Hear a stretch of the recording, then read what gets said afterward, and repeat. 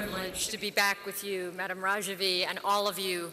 I must say, we have met many times, and I wish we could even say that the regime is as bad as ever. Except this time, I must say, we acknowledge the regime has gotten much worse. And we cannot ignore any longer the disintegration of society in Iran that is being caused by the oppression of the regime. Executions continue at an alarming, really disgusting and dishonorable rate. The use of Hezbollah, the Quds Force, and the IRGC, not only in Iran, but their use of those security assets and those tools of oppression around the world has increased. We know that they are using those very forces to support the Assad regime in Syria to commit genocide against its own people, and we know that they use those very forces to plot the assassination of an ambassador in Washington in the United States. The Iranian regime seeks to extend their policy of oppression and influence, not only in the region, in places like Yemen and Bahrain, to name a few, but also in the Western world.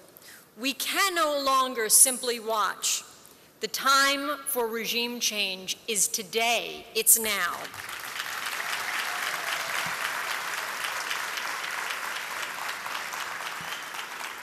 When we think about who are the soldiers on the front lines, we know that certainly it's the Iranian people who are living daily with the oppression. But certainly we must think about the Ashrafis, those in liberty, and certainly the 7 who are being held, who have been kidnapped. To them, I say, to those in Iran, to those in liberty and Ashraf, and to the 7, we will never forget you. We will continue to work every single day to ensure your safety and your release.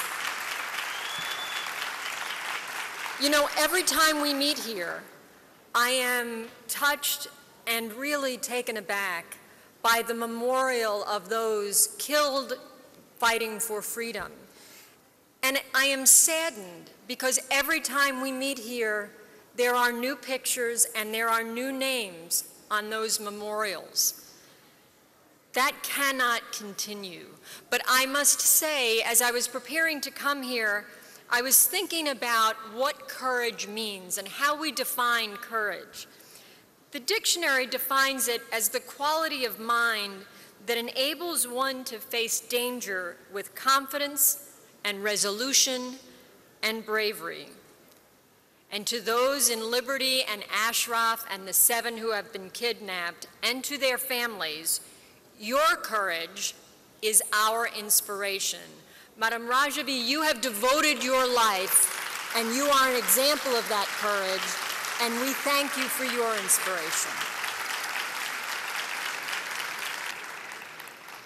When we leave this hall and we go home, we will carry their courage in our hearts, and we will carry their courage as our inspiration. But when we go home, we must do more than talk about it. We must do more than meet. It is time, like we heard from our colleague in Northern California, to demand our government not only take a stand, but now begin to take real action for a difference.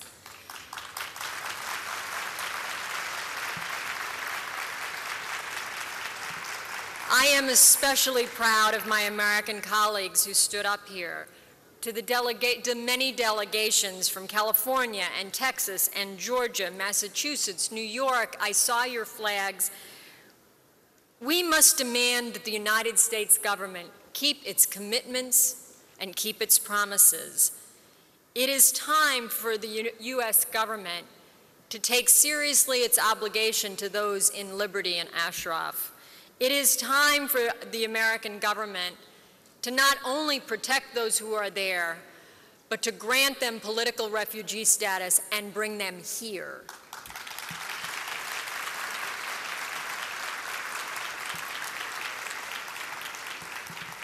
It is time for the American government to hold the Maliki government not only accountable, but to punish the Maliki government for what it has permitted, the atrocities it's permitted at both Liberty and Ashraf.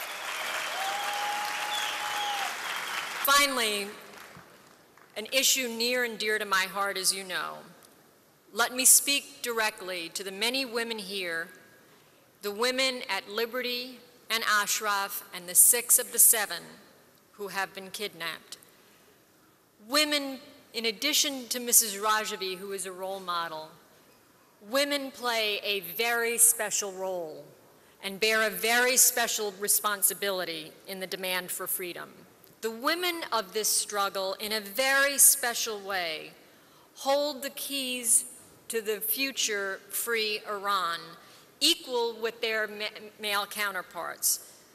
And that equality is what assures your success. Thank you.